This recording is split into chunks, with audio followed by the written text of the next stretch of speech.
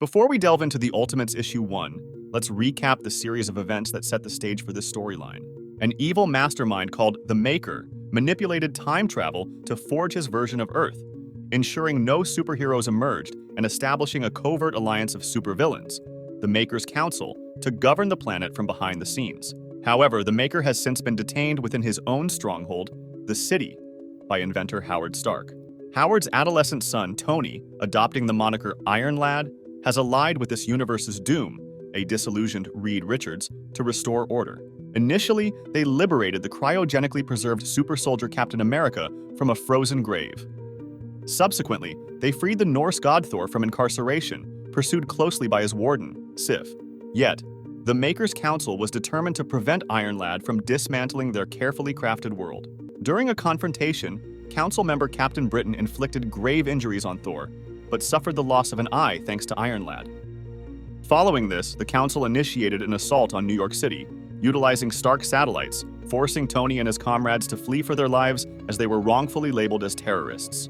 Ultimates Issue 1 begins with a panoramic view of the wreckage caused by the Council's manipulation of the stained Stark space platform, which resulted in a colossal beam striking Stark Tower, leading to widespread civilian casualties. The scene shifts to reveal a critically injured Thor and a still-frozen Captain America. While Doom views the scenario as chaotic, Iron Lad believes a time machine might be the solution to their problems. However, Doom dismisses the concept and asserts that they previously attempted such a maneuver, which was unsuccessful, and they currently lack a different strategy to avoid a repeat failure. Iron Lad suggests a return to the past to form a superhero resistance network using a recreation of the champions from Earth 616. He envisions it starting modestly, yet expanding rapidly with each addition of new nodes or origin machines.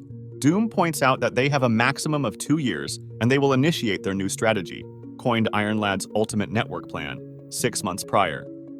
While Doom was busy with calculations, Iron Lad was crafting superhero identities and determining the likelihood of heroic acts based on factors like location, age, psychological profile, previous trauma, and 244 other distinct variables. Simultaneously, he managed to solve the issue of Captain America being frozen for 75 years. As they refine their strategy, Captain America defrosts and joins their cause.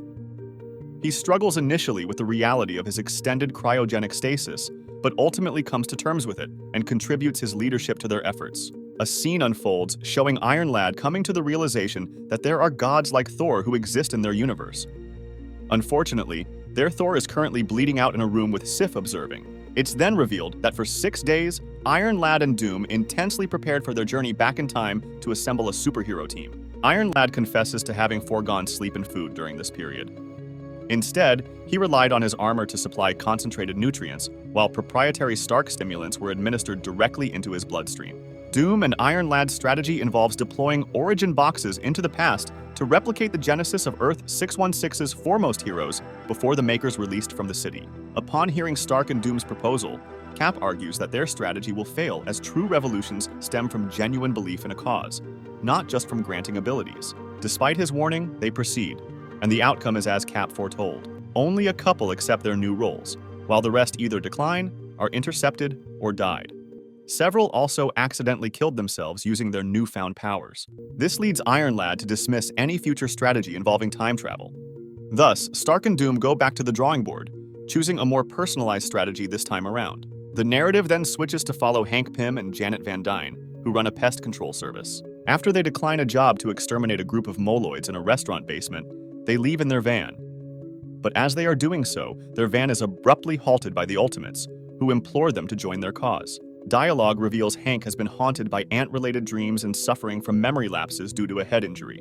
Aware of the origin box sent to him, he hesitates to use it or disclose its existence to Janet. In Iron Lad's efforts to persuade Ant-Man and the Wasp to embrace their destinies, Captain Britain appears with the Black Crusade to confront the Ultimates. Janet, initially extremely reluctant to help Stark, promptly uses the origin box to transform into the Wasp and engages in the battle. Hank pauses, haunted by nightmares of Earth 616's Hank and fearing he might replicate his alternate self's errors and inflict similar damages. Meanwhile, as Iron Lad nearly falls to Captain Britain, he activates his boosters to escape. This action enables Hank, now resolved to fulfill his role as Ant-Man, to intervene as Giant Man and smash a couple members of the Black Crusade. A comic panel depicts how the media spins the Ultimates and Giant Man's defeat of Captain Britain and the Black Order, with headlines reading, "Super terrorists put their foot down," and the subtext being, "Online conspiracy groups claim footprint proof of God." The final panel presents the new iteration of the Ultimates and notes 17 months remaining, a reminder of when they'll face the Maker again.